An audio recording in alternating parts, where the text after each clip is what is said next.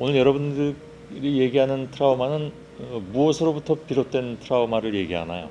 일단 산업재해에서 비롯된 트라우마를 취재를 했습니다. 지난번에 삼성중공업 건으로 리포트했었죠. 예. 예. 경남 거제시에 있는 삼성중공업에서 타워 크레인 일부가 무너져 6명이 숨지고 25명이 다쳤습니다.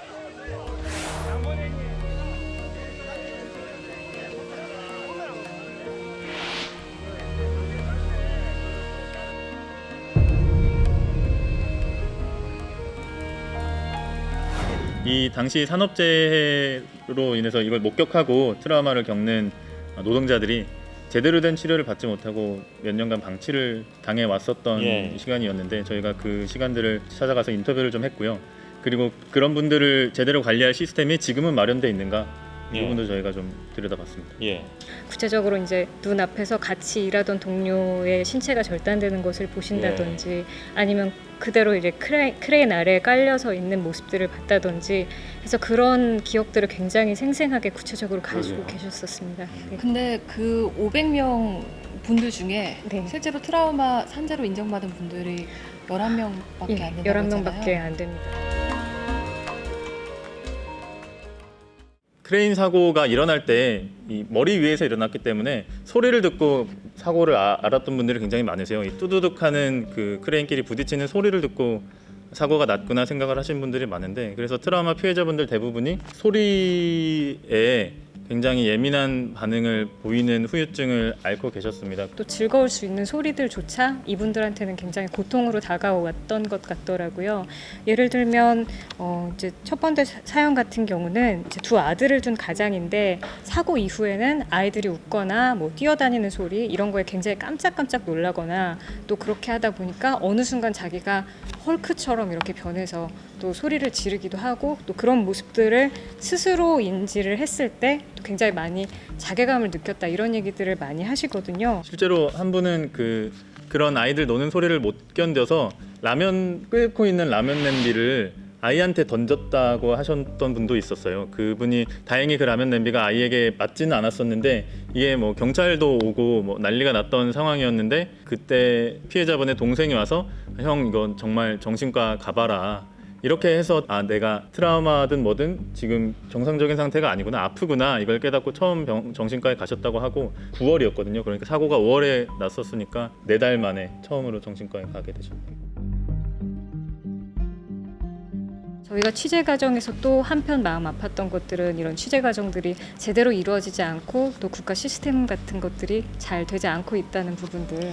예를 들어서 저희가 이 책과 저희 인터뷰에서 산재를 신청하다가 피해자들이 받은 상처들을 좀 정리를 했는데 뭐 가장 많이 듣는 말로는 예를 들어서 산재를 신청을 하고 결과가 나올 때까지 일단 무조건 기다려라. 또 담당자는 병원에 일단 먼저 가보라고 한 다음에 병원에서는 산재는 당연히 공단에 가서 해야지 왜 병원으로 와서 물어보느냐 이런 건들도 있었고 또 아예 어떤 산재 담당자들 같은 경우는 이게 산재가 되게 얼마나 어려운 줄 아냐 차라리 그 시간에 일을 해라 그래봤자 너만 손해다. 공무원들이 이런 이야기를 했다는 게 저는 인터뷰를 하면서 좀 화가 나는 부분이었고 경남 창녕에 있는 부곡병원이라는 곳에 국가 트라우마 센터가 지역에는 처음으로 생겼습니다. 원래는 서울에는 하나 있었는데 영남 권역센터가 처음으로 생긴 건데 저희가 가보니까 트라우마 치료를 하려면 상담 요원도 있어야 되고 여러 가지 인력이 필요한데 그런 인력을 상담 요원을 단 한 명밖에 못 뽑았었어요. 그리고 정신과 전문의가 이런 센터를 이끌 수가 있어야 되는데 정신과 전문의도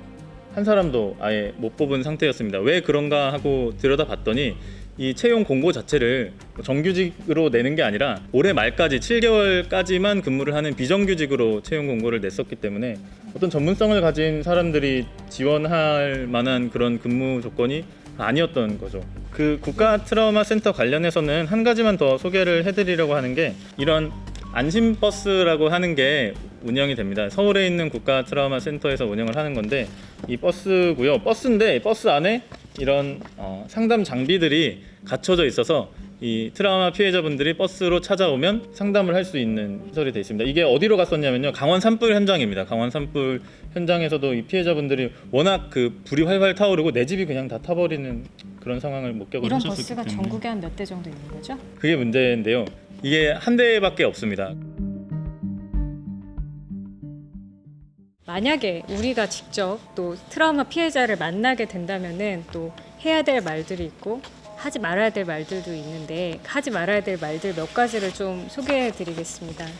예를 들어서 제가 트라우마 피해자, 범죄 피해자다 예를 들어서 그런 트라우마를 가지고 있는 사람이라고 한다면 상대방이 저한테 그 지금 기분 어떤지 압니다 이렇게 얘기했을 때 스스로 좀 생각해봐도 당신이 뭔데 내 기분을 안다고 하는 거야 이런 생각이 좀 들 것 같아요. 이런 뻔한 위로의 말은 좀 지양해야 하지 않는 게 하는. 좋겠습니다. 지인분이 만약에 다치시거나 만약에 돌아가셨다라고 말했을 때는 그분을 어떻게 지칭해야 되는지를 좀 조심스럽게 물어보고 가급적 뭐 그분은 이제 더 편해지셨을 거예요. 이런 말들은 하지 않는 게 좋겠습니다. 네. 뭐 저희가 또 기사를 쓸 때 한 단어 한 단어 상당히 좀 주의하게 되는데 예를 들어 이런 트라우마를 가지고 계신 분들을 만났을 때는 지칭을 할 때 환자라고 하지 않고 보통 좀 피해자라고 얘기를 하거든요. 그래서 환자라고 했을 때는 네가 지금 병을 가지고 있고 우리가 그걸 치료해 줄게 이런 인식이 좀 담겨 있다고 한다면 피해자라고 했을 때는 이 사람은 사고의 피해자이고 우리가 그 피해를 복구해 줘야 되고 돌봐줘야 되는 그런 차이가 있다고 말씀을 드릴 수 있겠고 사실 우리 누구한테나 트라우마가 있고 어떤 트라우마를 설명하는 문서에는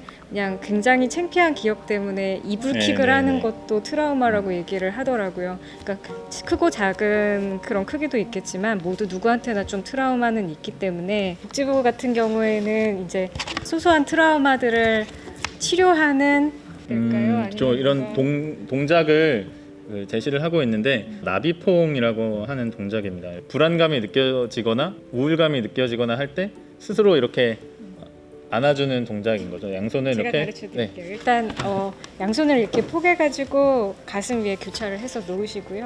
그 다음에 눈을 감고 살며시 호흡을 합니다. 이렇게 숨을 쉬고 그 다음에 이렇게 괜찮아 이렇게 다독다독 해주는 이런 걸 나비포옹이라고 하더라고요. 뭐 당연히 이런 일들을 안 겪으시면 좋겠지만 만약에 오늘 좀 힘들으셨던 일들 있거나 또 하신다면 또 이걸 보고 있는 사고 피해자분들 한번 이렇게 서로 안아주시고 또 이렇게 포옹하시면서 오늘 좋은 밤 보내셨으면 좋겠습니다.